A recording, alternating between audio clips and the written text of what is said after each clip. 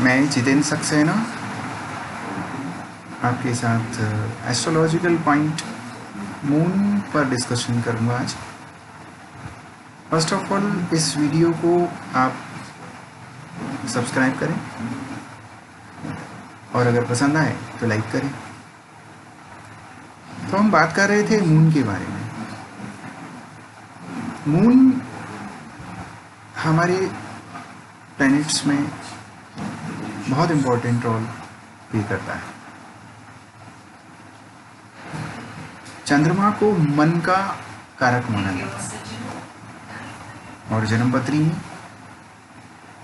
चौथा भाव कर्क राशि को इसका प्रतिनिधित्व दिया जाता है। और चंद्रमा के बारे में हम विचार करते हैं तो ये माना जाता है कि चंद्रमा की स्थिति पर्सन के जीवन पे क्या असर डालती है और कितना असर डालती है। चंद्रमा अपना जो असर डालता है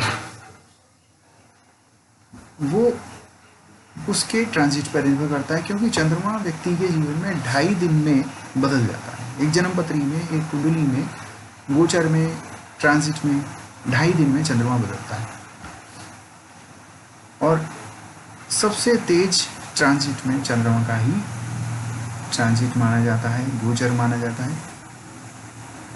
ऐसी स्थिति में जब चंद्रमा का व्यक्तिगत जीवन पर प्रभाव देखते हैं तो चंद्रमा सबसे ज़्यादा प्रभावशाली माना जाता है।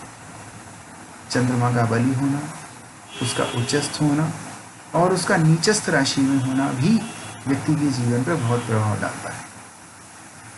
क्योंकि अब तक उच्च का चंद्रमा और नीचस्थ चंद्रमा के बारे में बहुत कुछ कहा जा चुका है,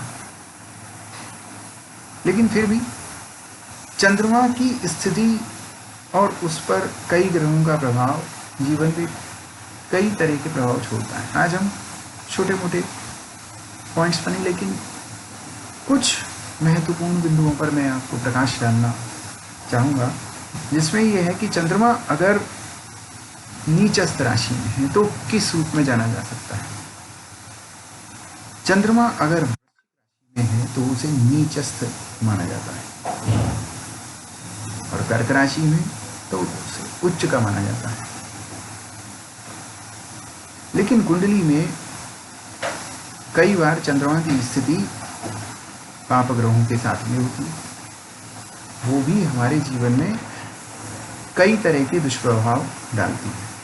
लेकिन उनका असर कैसे समझें और वो कौन से ग्रह हैं जिनकी युति हमारे जीवन में चंद्रमा को बली या निर्बल कर देती है।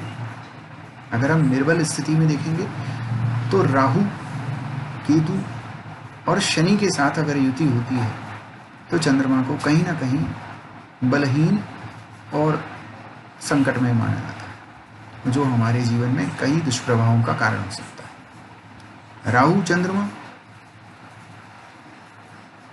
एक तरीके से ग्रहण दोष बनाता है, मातृ दोष भी जिसे कहते हैं। केतु चंद्रमा भी ग्रहण दोष बनाता है। लेकिन शनि चंद्रमा हमेशा विष योग बनाते हैं, अगर युति हो या दृष्टि हो।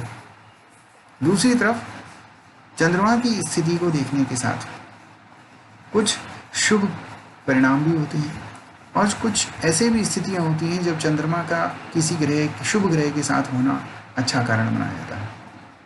जैसे चंद्रमा का मंगल के साथ होना भी कहीं हद तक काफ़ी अच्छा माना जाता है।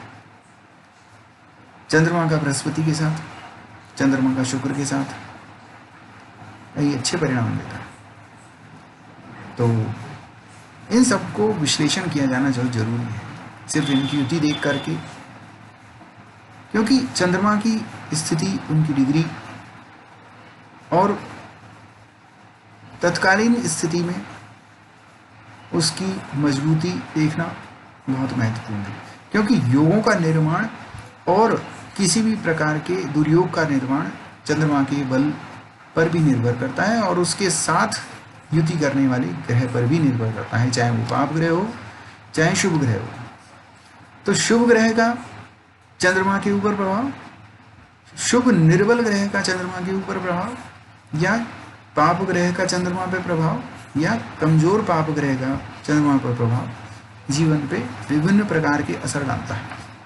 ऐसी स्थिति में किसी भी जन्मपत्री कुंडली को उसी दृष्टिकोण से देख करके ही निर्णय लिया जाता है। उसके लिए कुंडली का विश्लेषण अनिवार्य होता है। तो इस विषय में मैं आपसे कहता हूँ कि अगर ऐसा कोई विश्लेषण कराना है तो आप मुझे अपना डिटेल्स भेजें, मैं आपको इस विषय में अपनी राय दूंगा और जो भी कुछ इसके लिए परामर्श होगा उसके बारे में आपके साथ विचार विमर्श किया जाएगा। तो आपको मेरा ये वीडियो कैसा लगा इसके बारे में अपना विचार दीजिए, और अच्छा लगे तो लाइक कीजिए और सब्सक्राइब कीजिए। मैं जितेंद्र सक्सेना, थैंक यू, धन्यवाद।